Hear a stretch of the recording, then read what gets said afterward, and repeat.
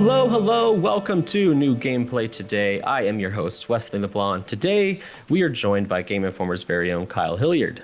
Hello. And Prima Games' Jesse Vitelli. How you doing? I'm doing well. Thanks for having me. Excited to chat about Final Fantasy XVI.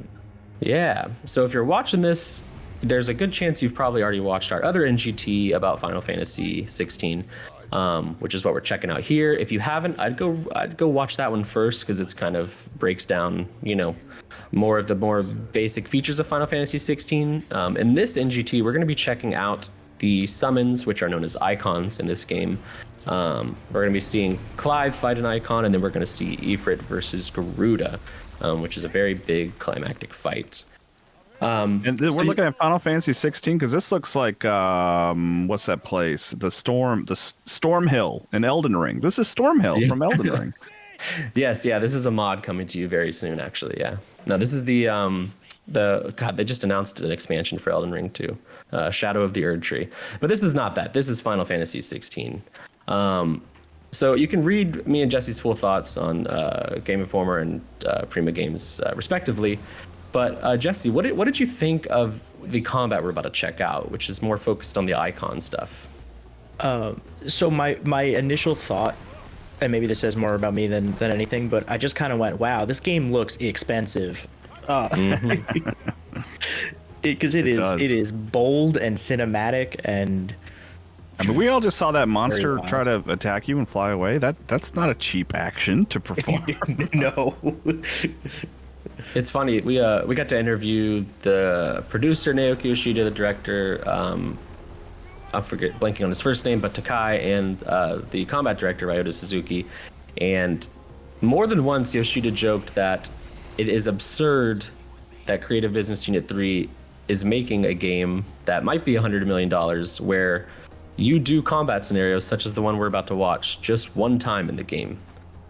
He kept saying it doesn't make sense to design one single type of combat experience in a game this expensive, but that they're doing it anyway and they hope people like it. Why are we doing it this way? That's so funny. But man, I appreciate that. That's like the Josef Fares approach to game development. It's like, it's not necessarily that fun to repeat the same thing over and over, but it's also very expensive to make you constantly do new things, Mm-hmm. But I mean, if any franchise is going to do it, Final Fantasy makes sense. They doesn't seem to be the cheapest series of games to make. They are just always, probably the big AAA highlight of JRPGs, and this one appears to be no different. So what we're about to do here is fight Garuda as Clive. And I wrote this in my preview. This is probably my least favorite aspect of the preview. I kind of found this section a little boring. And I don't think that's an indictment of the combat. I don't know if this arena set piece worked for me. And we're gonna see here soon what I'm talking about. But Jesse, what did you think of this section?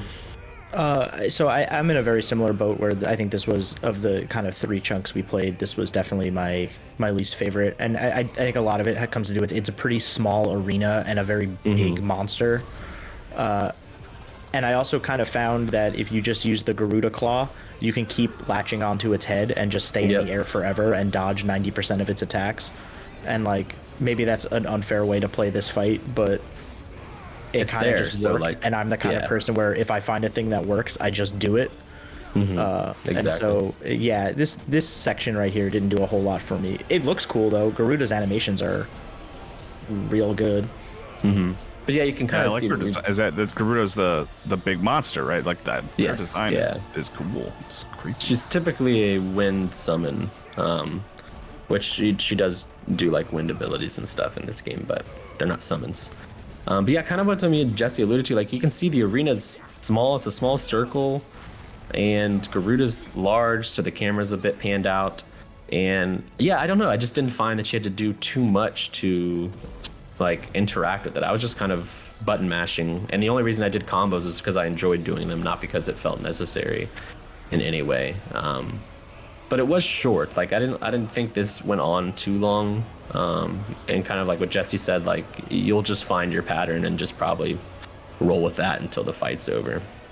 Yeah, I mean, it seems like it's just from the outside, at least just watching, it's like this is meant to be like set piece. This is meant to be showcase more than like combat challenge. Is that like a fair assumption? Yes, I think so, Yeah. and you'll see why here very soon once this fight's over. Like this is just the phase one of This is the a larger appetizer fight. to the main course. Exactly, yeah. And I tried to ask like if this is because they kept talking about like one-off combat scenarios, and the Ifrit versus Garuda fight we're going to see here soon is that. I don't know if this is like this seems very one-off, and I hope it is because like I don't want to fight every summon in a small arena just because it didn't really work for me. It's just kind of boring. But it is flashy, it is cinematic, it is pretty. The music is like incredible. So you know, if I have to sit through this for a couple minutes before the main course, I'm gonna be cool with it. Are you unlocking Garuda as like a usable summon by doing this or something? All right, that's how it worked in 7 Remake. Like you had to fight the summons to sort of own them, right? It's kind of hard to tell because in the preview we were given abilities that we wouldn't normally have at this point in the game, more so Right. to showcase the combat. And so you have Garuda's abilities at this point in the preview, but I'm kind of feeling like maybe this is where you would get them in the main game. But it was hard to tell because like they had given them to us already. So Yeah. my guess would be after this is when you would unlock the Garuda abilities in the launch game, the retail version. Yeah, I tried to ask, and they just basically gave me the classic like, oh, spoilers. So just find out when you play the game's story yourself. Please Type enjoy. thing. Yeah, exactly. But that's the sense I get. And yeah, we had Titan, Phoenix, and Garuda in our preview section, and then we fought Garuda. So like Jesse said, it wasn't super clear, but I do think this is where you will get her abilities. And so what we're about to watch here was one of the highlights of my experience, just because it's something that they Stabbing her in the eye? You enjoyed that? Yeah, Sicko. she sucks. Gosh, I hate Garuda. What Final Fantasy is known for. Yeah. Eye stabs. But yeah, if you've been paying attention to Final Fantasy XVI, like since the reveal, like probably the biggest focus other than the action combat is these icons, which are summons are in every Final Fantasy game. They're called icons here. And we get to control them, and we see in trailers like these big bombastic battles. And me and Jesse got to play through one, which we're about to see here. And just as a quick note, you had mentioned earlier like these sort of one-off encounters and how it's funny that they made so many of them. And that was kind of the focus for a lot of the icon battles and stuff that they talked about, was like all of these icon battles are meant to be different and like be very unique to the experience. So like the one we're going to watch is going to be different than the one you play, later in the game, and that one will be even different than the one before that. And there's some wild stuff that I think some of these summon battles are going to do. Yeah, we're about to watch Ifrit versus Garuda, but like during our presentation, they showed like quick glimpses of a Phoenix icon fight, and that was like almost like a third Panzer person, Dragoon. yeah, like kind of on rail shooter. And then they said the Titan fight, which I don't think we got to see. We might have seen a quick clip of it. But Yoshida said the Titan fight is going to be more like a large arena brawler, very fast paced, high speed action. And then what we're about to watch here, I don't know what they described it to you as, but they said for me the inspirations were Godzilla, Evangelion, Ultraman, and pro wrestling, which is a very eclectic grouping of words. Yeah, I could see them putting some like pro wrestling commentary over this fight. Like, by Yeah. God, Ifrit with the RKO. Please don't do that, Square Enix. Oh God. This was kind of a little reminiscent of a fighting game to me. It feels like it's got some Marvel influence in it, because you'll see in a second, Garuda is definitely like a zoning character and is trying to keep you at range, and you're definitely like trying to rush down and get in close. It gave me some. You're saying like specifically Marvel vs. Capcom? Is that what you're saying? So one of the games that Ryota Suzuki worked on was Marvel vs. Capcom 2. Gotcha. And so okay. I can see some of the fighting, not necessarily specifically Marvel, but I can see where that fighting game influence comes from. And then having the combat director work on a game like that, it makes sense when you think about it. Yeah. and you can just, I mean, like, this is so bombastic and massive, and it's very funny. Like, Yoshida says, like, yeah, we spent a lot of money on these one-off combat experiences, and then you're never going to do it again in the game. And then you play this and you're like, yeah, geez, like, this is, it's just so, the scale is massive. And I can imagine it's going to be even bigger for, you know, the Titan, for example, who I think is bigger than both these summons. And one thing I wanted to note is, so right now Ifrit has, you know, just 3 attacks basically and 1 dodge. And I asked Yoshida about that and Suzuki, like, is this supposed to feel kind of more slow and lumbering? Like, Ifrit he's like a big tank character. And they told me that, so they said Clive is Ifrit here. Like, this is Clive. And that he's very inexperienced controlling Ifrit. And so this combat scenario is meant to represent that. That's why, you know, Ifrit's not doing anything too fancy. Just a couple button presses, some big heavy attacks, swinging huge. And as you can see, the surrounding area is taking a lot of damage. And what you're supposed to feel here is that Clive is using a power that he is not equipped well to use. And that's the feeling I got. Yeah, he's just figuring it out, right? Mm-hmm. Yeah, Ifrit kind of controls like a freight truck, and yeah, I mean that as a compliment. Like, it definitely is like, yes, this is someone figuring out how to use this power for the first time.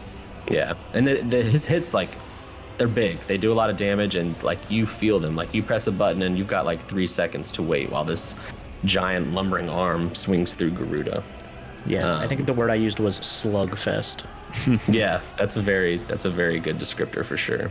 And it's fun because Garuda's fast-paced and she's at a distance, so you need to be using your lunge and your evade, and it's a very, very fascinating little fight to do. And what excites me most is I really like this fight, but I'm very, very excited to see what these other iconic fights are going to be like, because with how different they keep talking about, like, the way that they describe them seems so wildly different from each other that, you know, the ones we haven't heard about, what are they going to be? And I'm very excited to find out about that. Yeah, maybe like a kart racer in there or something like that. That would be sick. I wouldn't even be surprised necessarily. Like, the way that they describe how different these fights are, if there was a kart racer, I'd be like, sure, yeah, that makes sense. Ramu you has ride to go Leviathan, and it's like Wave Race 64. Oh my god, that's perfect. Going off ramps as Leviathan. Oh yeah, I love that. This is good video game design. This is good gaming. Exactly. And so, yeah, you can see these cinematic strikes make an appearance here. They're going to be in basically everything, kind of like what I said earlier, or actually I think I said it in the other video, the combat at times, especially with the cinematic strikes, feels designed to feel like you're playing through a Final Fantasy XIV cutscene. Like, you're hitting one button to make this action attack happen, but you're kind of just playing through a cutscene. Right. And at least so far, I really liked it. You know, maybe when the final game's out and it's like 35 hours and 15 of those hours is QTEs during cutscenes, yeah, that doesn't sound as great. But like, from this preview, I really, really like these like cinematic fights. Yeah, no, it's awesome to watch. I mean, because like, you guys have played, you were playing this. I'm just watching, you know, as a passive observer, and it's like, man, this is great. This is impressive. Mm-hmm. And correct me if I'm wrong, Jesse, but I didn't get the feeling that these attacks, like I think you were just playing through these attacks to defeat Garuda. Like, it wasn't like, I'm trying to explain what, like, I feel like if you get through these attacks, you beat Garuda. It wasn't like, oh, you're taking off more of her health bar. It's just, this is the finale of the fight. Nail these QTEs and you defeat her. Yeah, it was very much like, here's the cinematic flourish at the end of this fight. Like, I don't think if you foul these QTEs, you would like be like, okay, back to the normal fight and we'll try this again later. It's like, no, this is the fight. Yeah.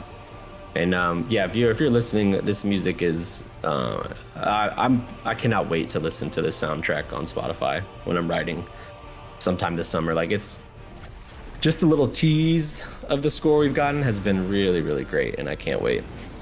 Masayoshi Soken, composer of Mario Hoops 3-on-3. That's what he's most known for. That's right. Definitely not Final Fantasy 14. Mario Hoops 3-on-3 only. Final Fantasy XIV's only got like a few songs in it anyway, so it's probably really easy to compose for.